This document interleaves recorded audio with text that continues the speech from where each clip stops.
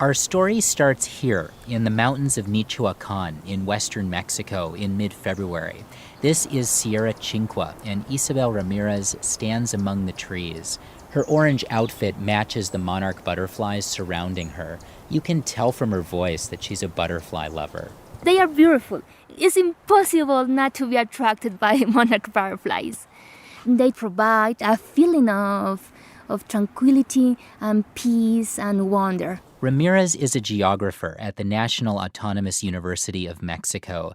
She's working to conserve the forests of Michoacan inside the monarch butterfly biosphere reserve to prevent illegal logging for the sake of the trees and the butterflies. Because literally millions and millions of monarchs call this sanctuary home in the wintertime. Maybe around 50 million butterflies around us in this moment. And that's just in these couple acres. Monarchs coat the ground, the trees, and before long, Ramirez has a couple in her hands. I think they are small pieces of sunlight. Such a delicate animal, each one the weight of a paper clip.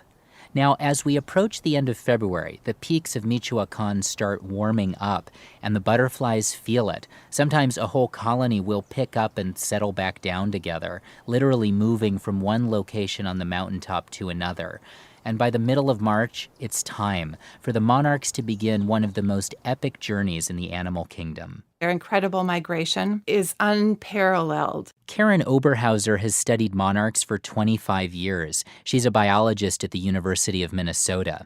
Now, to follow the monarch migration, we're going to fly along with the butterflies. And be sure to watch the timeline in the upper left. Okay, cue the epic journey music.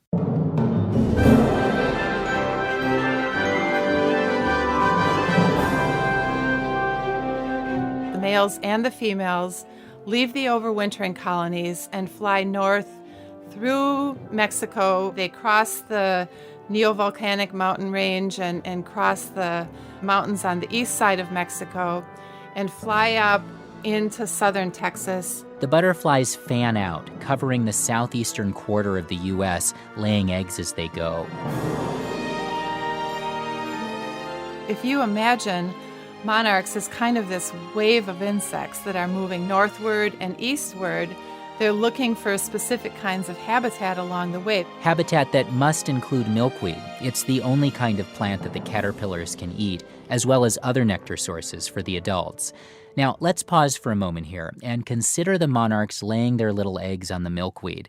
When Oberhauser described it to me, I was reminded just how astonishing that transformation is from egg into adult. We have this caterpillar that's kind of like a worm. They're this earthbound thing that's kind of squishy and kind of mushy. And then they go through this transformation where it's almost like they die when they get into the chrysalis. So they're in the stage that, from the outside at least, they don't even look alive. And then they transform into this incredibly beautiful organism that throws off the chains of the earth and is able to fly away. Okay, back to the journey.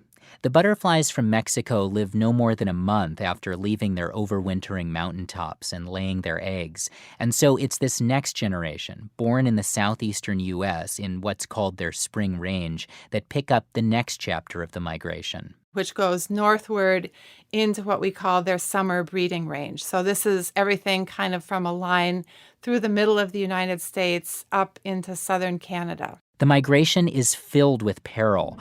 Butterfly eggs are gobbled down by ants and spiders and wasps. Most animals avoid eating the adult monarchs because they taste bad, but there are a couple types of birds that do find them palatable: the black-headed grosbeak and the black-backed oriole. Then there's bad weather. A drought or a really bad storm can decimate the monarch numbers. But perhaps the biggest threat on their journey these days is habitat destruction. And that habitat consists of milkweed. The middle of the United States used to be one big prairie, and all of that land was suitable habitat. We now have a patchwork of cities and agricultural fields broken up by completely inappropriate habitat, which would be things like roads and parking lots. Oberhauser told me that cities aren't necessarily bad for monarchs. Take Minneapolis, where residents have planted milkweed and other butterfly-friendly plants in parks, lawns, and gardens. Still, a city means a lot less monarch habitat than before. Agricultural fields used to be okay, with lots of milkweed mingling with the crops. But now, in this age of genetically modified corn and soybeans, farmers spray their fields with herbicides that wipe out the milkweed. All this disrupted habitat makes the going much tougher for the monarchs, and over the last few years, their numbers are down. But there are still many butterflies that do make it, that find milkweed, and that lay more eggs. They go through 2 or 3 more generations in the northern part of their range, breeding, laying eggs, finding milkweed plants, and then after about August 15th, the butterflies fly south again to the overwintering sites in Mexico. Yeah, it's incredible. No one butterfly completes the whole journey, and for those of you keeping score, it takes up to 4 generations to finish the full migration, to leave Mexico and to get back again. Now, that's just one part of the story told from the butterfly's point of view. But over the course of their journey, those butterflies come in contact with a kind of human army. Thousands of citizen scientists, everyday people allowing us to get to know these monarchs better and help them out along their way. So let's rewind the clock to September, once the butterflies have begun flying south again. We're going to zoom in here on Cape May, New Jersey, where Mark Garland is a naturalist. We get an abnormal number of monarchs here because we're the very southern tip of New Jersey, and the land is literally tapering like a funnel. And as these butterflies migrate, they're much more comfortable over land than water, so they stay over land and get funneled down into Cape May proper.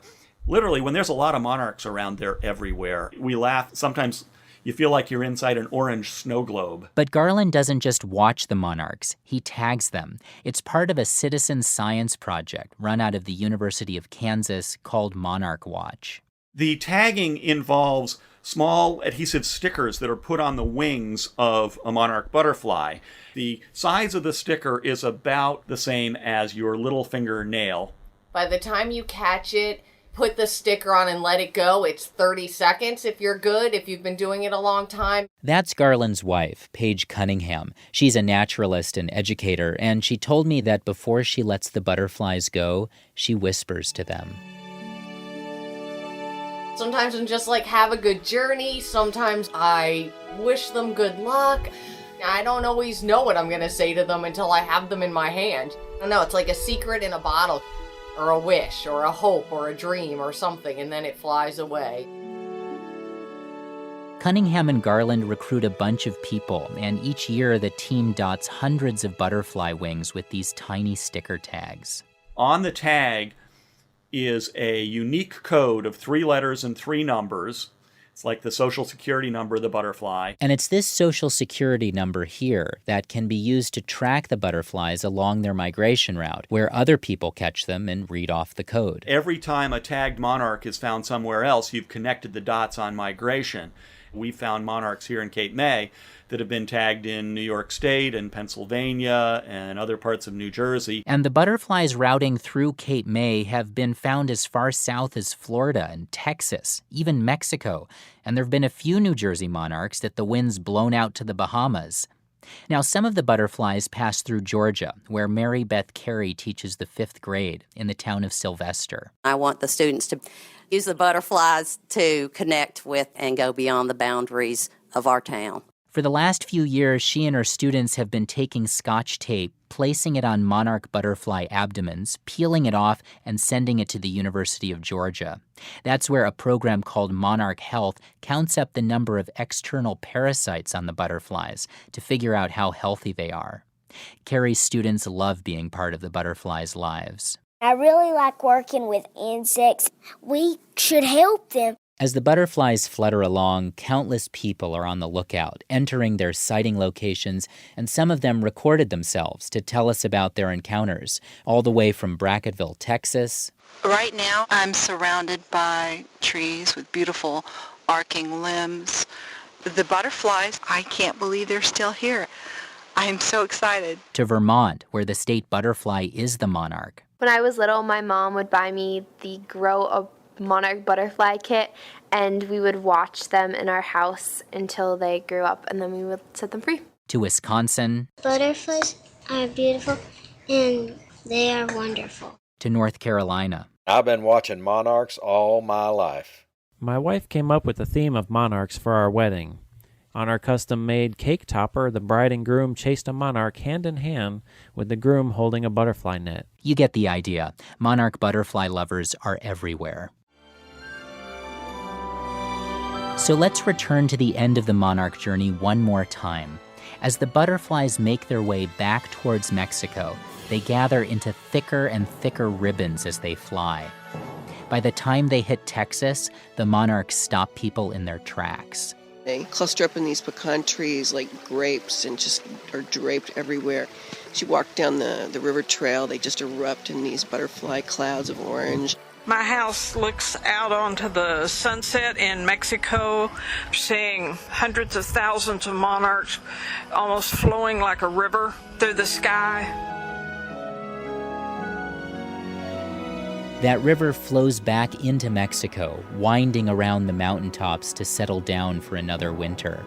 It's a river of orange sunshine that graces the people it passes, and many of those people reach out to touch that river and to hold, if even for a moment, a single butterfly in their hands.